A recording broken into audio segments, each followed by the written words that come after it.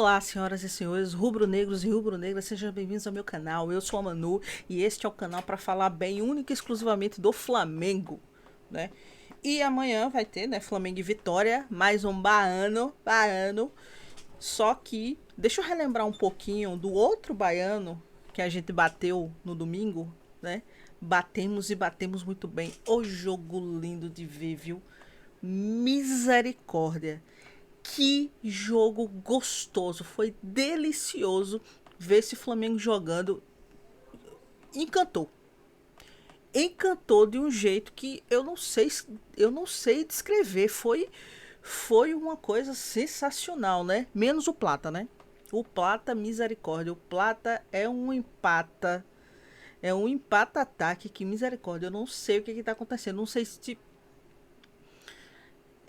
ele tem alguns momentos bons, mas a maioria dos momentos ele empata totalmente o ataque, inclusive tomando decisões burras, né, decisões ilógicas, né, como foi no caso ali no próprio jogo contra o Bahia, né?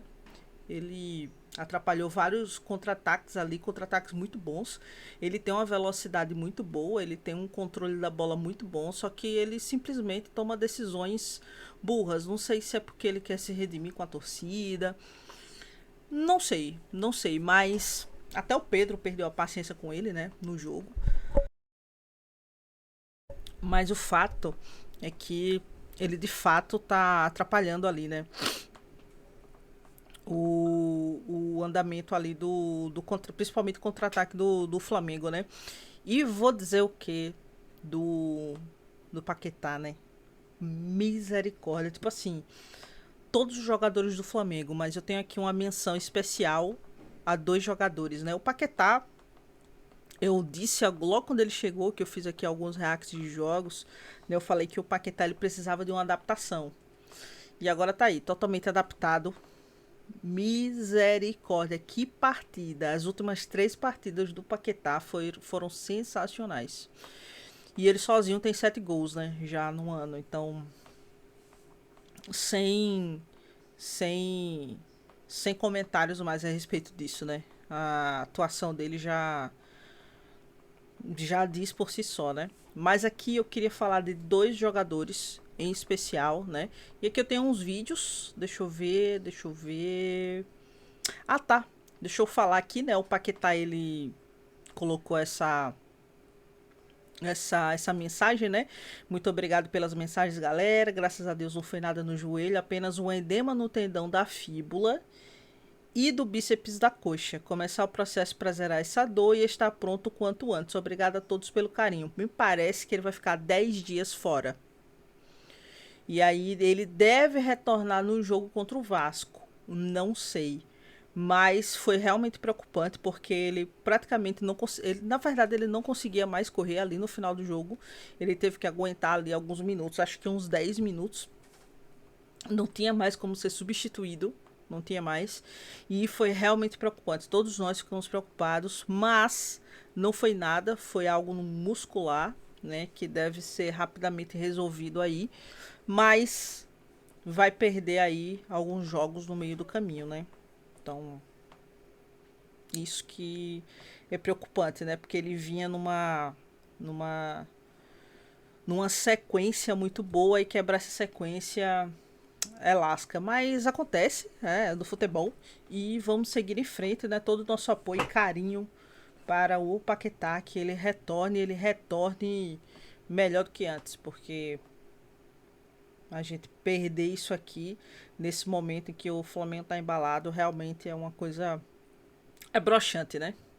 E aí os jogadores que eu quero falar é o seguinte: Everton Araújo, criticadíssimo o ano passado, muito criticado. Eu critiquei bastante ele o ano passado. Foi terrível ele junto ali do Alan, pelo amor de Deus. Quando colocava os dois juntos, misericórdia, era sufoco do começo ao final do jogo. Não tinha como. E aí, meus parabéns ao Everton Araújo. Que evolução desse jogador. E parece que o Leonardo Jardim, ele tá tirando o melhor dos jogadores agora, né? Não sei se é o embalo do começo, né? Mas eu quero achar que é competência, né? E isso é uma coisa muito boa. E aí vamos ver, né? É um menino que trabalha humilde e é exemplo para os jovens jogadores. Vamos lá. Realmente gosto muito. Quando cheguei cá nos primeiros jogos, ele não teve muitas oportunidades. Estava a jogar o Jorginho e o Eric. Mas eu chamei-o para ter uma conversa com ele e disse que as oportunidades vão aparecer. Falei com ele sobre o não perder a bola, sobre a capacidade de jogar para a frente, de arrastar o jogo muitas vezes quando ele tem espaço, de arrastar o jogo para a frente. E acredito que ele é um modelo de jogador que tem muito sucesso até na Europa, e eu brinquei com ele e disse a ele que é um jogador que tem capacidade física, um bom jogo aéreo, um jogo de arrasto também porrar, tem uma boa pressão em termos dos duelos, e eu fui ganhando confiança. E eu sinceramente nos últimos 2 ou 3 jogos fui dos jogadores mais regulares em termos exibicionais e em termos de produtividade para a equipa. Fico feliz porque ele é um menino que trabalha, é um menino humilde e é um bom exemplo para muitos jovens jogadores que querem ser vedetas aos 18 anos, aos 19, e ele tem 22 e ainda mantém a humildade e já joga muitas partidas pelo Flamengo. Por isso, não só a parte técnica, não só a parte física, mas a parte da humildade, da capacidade de trabalho, que eu também gostava de valorizar ao Everton. Nisso ele tem-me surpreendido e estou extremamente satisfeito. O Everton... Isso aqui foi a entrevista depois do jogo contra o Fluminense, né? E eu vou dizer, viu, que partida que ele tem feito, viu? A partida contra o Bahia, ele tem sido regular, ele tem sido constante, ele tem cometido pouquíssimos erros, ele quase não comete erro, e ele tem sido uma segurança ali, né? À frente da zaga. Ele foi um jogador que evoluiu bastante, foi muito bom ver ele jogar esses últimos jogos, incrível. Então, assim, os parabéns aqui para o nosso querido Everton Araújo, que ele continue assim, dessa forma. E não é fácil, não é fácil buscar uma vaga nesse meio campo do Flamengo. Não é fácil quando você tem o Saul, que tá de volta. Nossa, que passe de letra do Saul pro Paquetá. Foi um passe tão magistral, tão lindo, que a câmera focou no Saul e teve muita gente que achou que o gol tinha sido do Saul, né? E o gol foi do Paquetá, mas todo mundo achou, nossa, foi o gol do Saul, porque assim, ele foi o cara que ele foi o ovacionado. Que passe lindo para aquele gol lindo do Paquetá. O passe foi lindo. O chute do Paquetá foi lindo, foi incrível, né? Então você tem o Saul voltando agora, você tem o Jorginho e você tem o Pulgar. E você tem ainda um Dela Cruz. E tu tem o Paquetá que ainda joga ali, né? Não é a posição original dele, mas ele também joga ali. Incrível, velho. Incrível. Olha, esse menino aqui, se ele continuar assim, vai ser uma dor de cabeça muito linda pro Leonardo Jardim. Escolher ali a dupla de volantes, viu? E o outro, e o outro que eu quero, esse aqui também, essa entrevista também foi, cadê? Deixa eu ver. Ai, é sério isso? Deixa eu ver. Não, não, não. Ah, cara, eu acho que eu perdi. Deixa eu ver aqui, tá? Deixa eu ver aqui. Deixa eu ver. Ah, esse aqui, ó. Esse aqui. Esse aqui. Vamos lá. A direita está entregue a 2 jogadores. Vocês sabem que o Varela é um jogador internacional, é um jogador... Vamos lá. Aqui ele tá falando do. Deixa eu ir pro post. O Everton é um menino que eu pessoalmente gosto muito. Quando cheguei Não, cara, não cá é isso não. Não é isso não, não é isso não, não é isso não. neste momento, a direita... Para o post. O Everton é um menino Ué? que eu pessoalmente gosto muito. Peraí. Não tá indo, mas Neste beleza. momento... Então, assim, esse aqui é o momento Deixa eu até colocar, sei lá, pra cá. Esse aqui é o momento, tá? Em que depois do jogo do Bahia a gente tá falando do lateral, né? Tem o Varela e a gente tem o Royal, né? E a gente já conhece o Royal desde o ano passado. Então, assim, eu acho que as pessoas já cansaram de falar do Emerson Royal, né? Só que esse ano ele melhorou bastante. O Emerson Royal, ele tem se esforçado muito para melhorar. Ele tá bem longe de ficar bom mesmo. Ele tá. Mas ele tá melhorando e ele tá merecendo a minutagem, beleza? Só que não tem como. Se você assistiu o jogo do Flamengo Bahia, cara, o Varela, ele é incansável. Incansável. O cara, ele é sensacional. Ele rouba a bola, ele vai pro contra-ataque, ele defende, ele sai correndo feito um louco se ele perde a bola e ele consegue recuperar.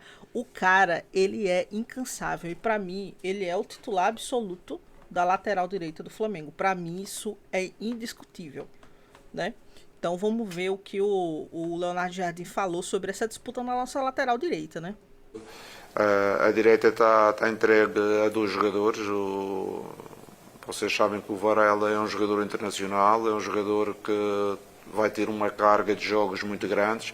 O Royal é um jogador que também é competente, diferentes características um do outro, e com certeza que a minha ideia é ir usando os dois sem matar o Varela e tendo sempre o Royal disponível para quando for necessário. Eu falei isto anteriormente, um treinador quando acredita nos jogadores não pode deixar um jogador sem jogar durante um mês e depois quando chamá-lo ele não está em condições de o fazer. Por isso, de 3 em 3 jogos, de 4 em 4 jogos, tem que haver sempre uma rotação para que os jogadores que ficam de fora consigam se apresentar no seu melhor nível também.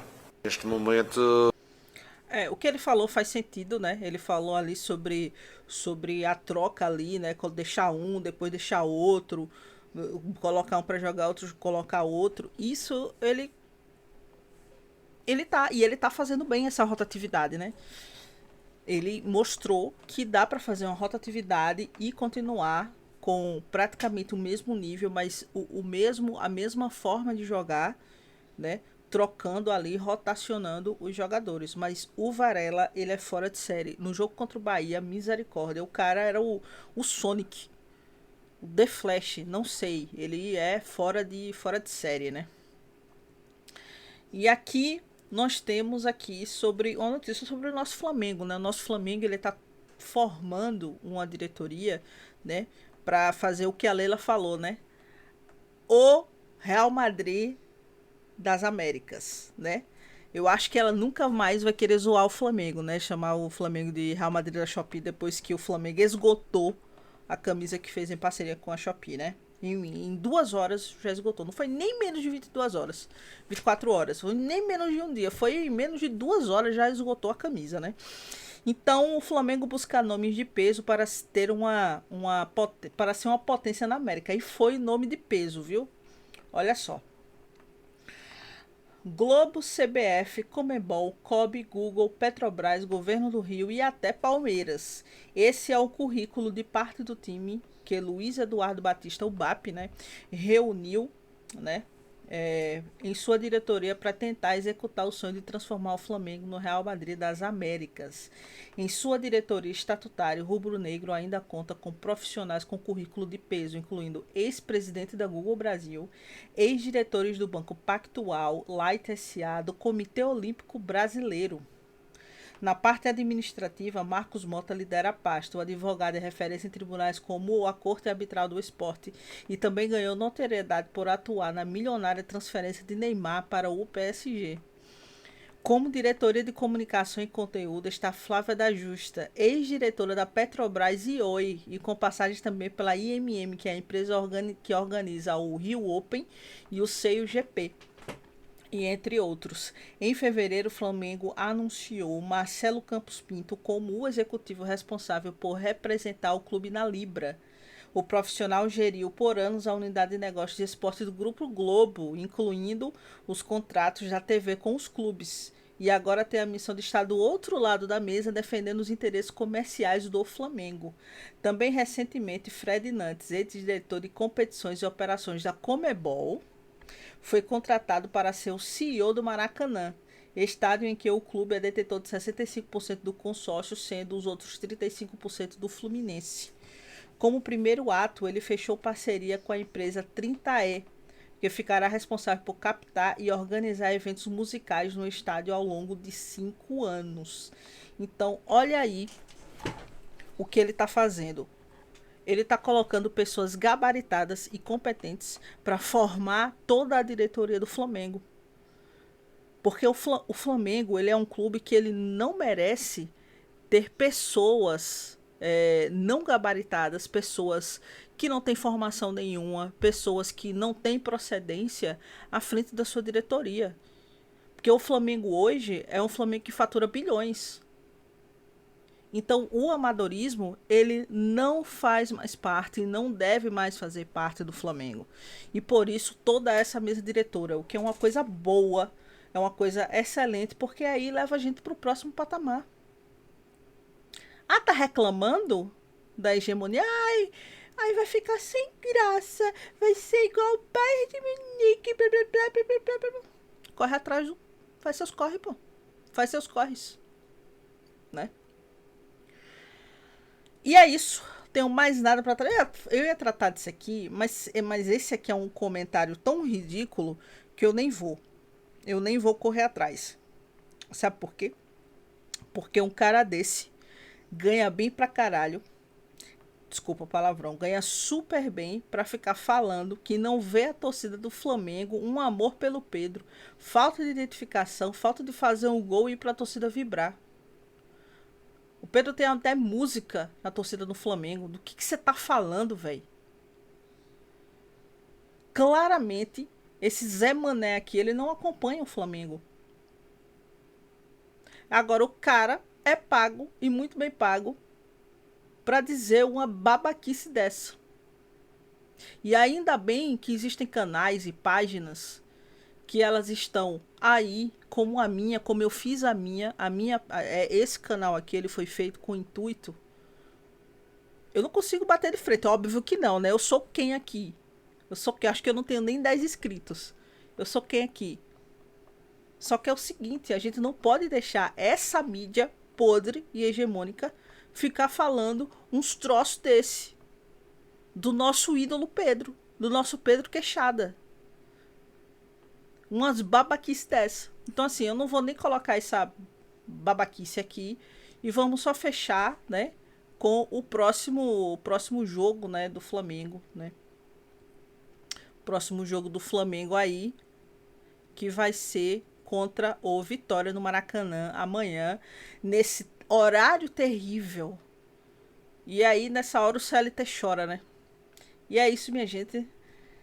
Vou ficando por aqui. Muito obrigada a você que assistiu até aqui. O vídeo ficou longo pra caramba. Me perdoem. E até breve. Saudações rubro-negras. Tchau.